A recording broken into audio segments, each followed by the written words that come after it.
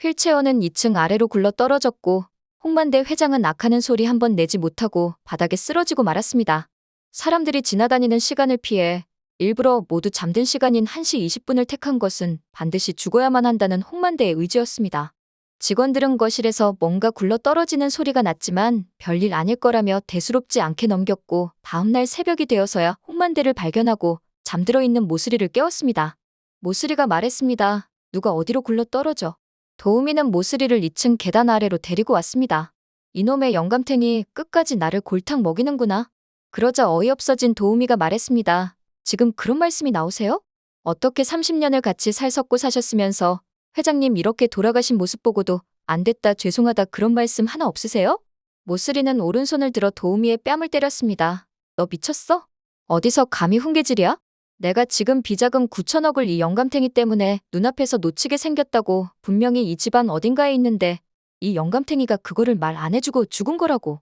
모스리와 도우미의 싸움을 지켜보던 직원들은 이 집안 어딘가에 9천억 원이 있다는 소리를 듣고 모두 눈이 동그라지고야 말았습니다. 들었어? 이 집안에 홍 회장님이 남긴 비자금 9천억이 있다는 이야기? 웅성거리는 직원들을 본 모스리는 아차 싶었지만 이미 쏟아버린 말이었고 자기가 할 수 있는 거라고는 고작 직원들에게 비자금 신경 쓰지 말고 일에나 집중하라는 것뿐이었습니다. 직원들은 동요하기 시작했습니다. 그럼 비자금은 어떻게 되는 거야? 비자금 주인인 홍만대 회장님도 돌아가셨는데 그럼 이제 그 비자금은 주인도 없는 거잖아. 회장님 큰아들은 영 끊고 미국 가 있고 딸하고도 장례식에서나 보자 했다고 하고 홍범준 회장님은 용두리인가 어디가 가 있고 까딱하다가는 모슬의 저게 비자금 다 가져가는 거 아니야? 모슬의 저거한테 주느니 회장님께서도 차라리 우리가 갖는 걸 더 원하실지 몰라? 직원들은 홍만대 회장이 돌아가시고 장례식이 시작되기 전 혼란한 틈을 타서 자기들끼리 비자금을 찾아내기로 합의를 보았습니다. 하지만 돈에 눈이 먼 보통의 직원들과는 달리 단 한 직원만은 만약 비자금을 찾게 된다면 이건 홍씨 오너 일가에 돌려줘야 하는 돈이라고 생각하는 모습을 보였습니다. 그 직원은 아까 모스리를 상대로 싸우다가 뺨을 맞은 도움이었고 이 직원은 이전에 홍만대 회장으로부터 크게 도움을 받은 적이 있었습니다. 평소 냉정하고 인색한 것처럼 보였던 홍만대는 사실 츤데레 같은 성격이었습니다. 형편이 심각하게 어려운 직원이나 가족 중에 아픈 직원을 보게 되면 나중에 꼭 갚으라면서 월급을 가불해 주었고 막상 그 돈을 갚으려고 하면 약값에나 보태 쓰라면서 갚지 못하게 했습니다. 냉정해 보이는 손녀딸 홍혜인이 막상 힘든 형편의 직원들을 보면 츤데레처럼 돕는 모습은 모두 할아버지 홍만대로부터 물려받은 모습이었습니다. 홍만대는 어렸을 적부터 이런 홍혜인의 성격을 보고 자기를 참 많이 닮았다고 생각했습니다. 사람들은 홍만대가 홍혜인을 후계자로 점 찍은 게 단순히 경영 능력이 뛰어나서라고 보았지만 홍만대는 사실 자기를 닮아 안 그런 척하면서 다른 사람을 위하는 이런 홍혜인의 마음을 마음에 들어하는 거였습니다. 홍만대로부터 크게 도움을 받았던 이 직원은 직원들이 홍만대가 만들어 놓은 비자금을 몰래 가져갈까봐 걱정되기 시작했습니다. 게다가 도우미는 자신의 아이가 아팠을 때 홍만대 회장이 자기 가족의 병력까지 이야기하며 자신을 위로해 주었던 것을 기억했습니다. 홍만대 회장의 선조들은 뇌질환으로 힘들어하시는 경우가 많았기 때문에 치매, 뇌종양과 같이 뇌의 기능이 퇴화되어 오는 병을 조심해야 하는 가족 병력이 있다는 충격적인 이야기였습니다.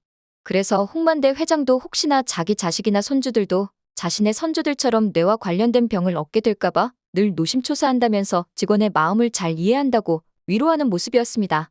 이때 홍만대 회장은 이 직원에게 자신은 돈이 많아서 자기의 후손들을 위해서 뇌질환을 치료할 수 있는 특별 프로그램을 운영할 수 있어 다행이라 여긴다며 주주들의 반대로 정식 회사를 설립하진 못했지만 비자금을 이용해 연구를 진행 중이라고 했습니다. 만약 이 프로그램이 성공할 수 있다면 홍혜인의 병도 치료될 수 있었습니다. 비자금은 단순히 돈을 떠나서 홍혜인의 생명과도 직결되는 문제였습니다. 그렇기 때문에 이 직원은 모슬이나 다른 직원들이 비자금을 찾아내기 전에 자기가 반드시 비자금을 찾아내어 그걸 홍만대의 자손들에게 무사히 전해주겠다고 마음먹었습니다. 그게 자기의 가족들에게 큰 도움을 준 홍만대에게 은혜를 갚는 일이라고 생각했습니다. 퀸즈타운 안은 비자금을 찾는 모스리와 은성 그리고 직원들로 인해서 소리 없는 전쟁이 펼쳐지고 있었습니다. 각기 자기의 할 일을 하는 것처럼 위장했지만 실제로는 다들 비자금에 혈안이 되어 있었습니다. 그때 지하실에서 은성의 비명소리가 들렸습니다. 이 집에 패닉룸이 없다고요? 전문가들을 불러서 패닉룸을 찾으려고 했지만 대한민국에서 내로라 하는 전문가들은 한결같이 입을 모아서 이 집안에는 그런 게 존재하지 않는다고 말했습니다. 순간 은성은 미국에서 방문했던 자산가의 집에서 양문형 엘리베이터를 사용했던 것을 기억해냈습니다. 보통 가족들에게 알리고 싶지 않은 비밀 공간을 만들 때 양문형 엘리베이터를 만들어 자기만 아는 공간을 만들고는 했었습니다. 은성은 내린 엘리베이터에 다시 올라탔고 엘리베이터의 천장 부분을 쳐다봤습니다. 이상하게도 CCTV가 설치되지 않았습니다. 퀸즈타운 내에서 CCTV가 없는 곳은 욕실과 엘리베이터 단 두 군데였습니다. 욕실은 벽과 벽 사이에 존재했기에 다른 통로가 있을 리 없었지만 건물 끝에 위치한 엘리베이터를 고려해본다면 반대쪽 부분에 뭔가가 있을 가능성도 있었습니다. 은성은 전문가들에게 엘리베이터를 확인하라 했고 전문가들은 드디어 패닉룸의 위치를 발견했습니다. 은성은 패닉룸 문을 열고 들어갔습니다. 패닉룸은 어두컴컴한 돌벽으로 둘러싸였고 그 안에는 삐까번쩍하고 육중한 모습의 대형 금고가 놓여 있었습니다. 왼쪽으로는 비상식량과 물, 방독면 등이 있었고 오른쪽으로는 간이 화장실과 욕실, 침실 등이 마치 작은 캠핑장처럼 꾸며져 있었습니다. 은성이 말했습니다. 야, 이 노인네 대단하네. 무슨 6.25 시절도 아니고 이런 걸 이렇게까지 다 꾸며놔. 이제 저 금고문만 열고 나면 모든 비자금은 자기 거라고 생각해서 기분 좋아진 은성은 이번에는 금고를 여는 전문가들을 불러서 당장 금고문을 열라고 서둘렀습니다. 외국까지 초청되어 다닐 정도로 금고 문 여는 데는 선수라고 불리는 전문가들이었습니다. 한두 시간 후에 전문가들이 문을 열었단 이야기를 들은 은성은 흥분하여서 먹던 와인 잔을 내려놓지도 못하고 금고 안으로 들어왔습니다. 금고 문이 열렸다는 이야기를 들은 직원들이 그 모습을 구경하고 싶어서 지하실로 내려오려 하자 은성은 모든 직원들을 집 밖으로 내쫓았습니다. 은성은 금고 문을 잡고는 짜릿함을 느꼈습니다. 이제 비자금만 획득하면 내 세상이 될 것 같았습니다. 은성은 금고 문 손잡이를 돌리며 말했습니다. 홍만대 회장님, 깨끗하게 세탁까지 해두신 돈 제가 감사히 잘 쓰겠습니다. 금고 문이 열리고 은성은 눈을 떼지 못했습니다. 100평은 좋게 넘을 듯한 금고 안에는 10원 한 장 존재하지 않았기 때문입니다.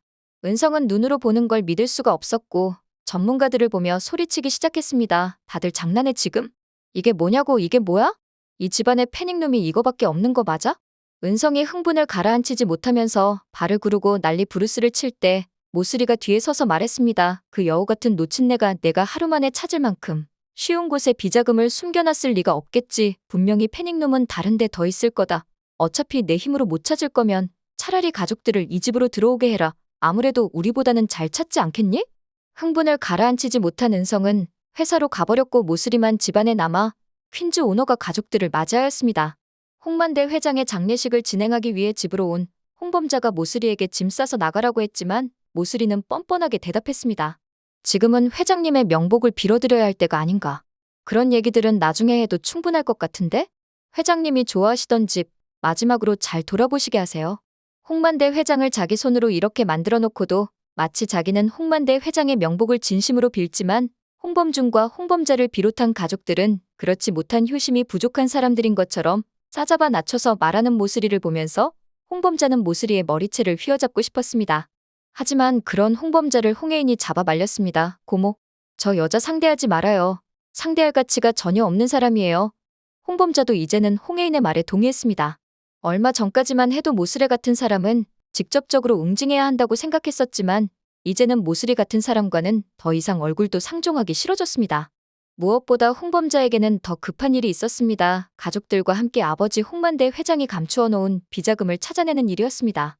아직 비자금을 포기하지 못한 모스리 또한 퀸즈 가족들의 움직임을 예의주시했습니다.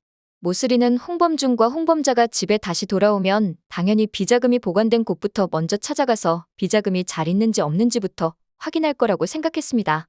빨리 짐을 싸라는 홍범자에게 일단 아버지 좋아하시는 집부터 돌아보라고 말을 했던 이유도 비자금을 찾을 때까지 집을 떠나지 않았다가 퀸즈 가족들이 찾은 비자금을 가로채 버릴 생각이었습니다. 하지만 퀸즈 가족들이 생각한 패닉룸 또한 은성과 마찬가지로 엘리베이터뿐이었습니다.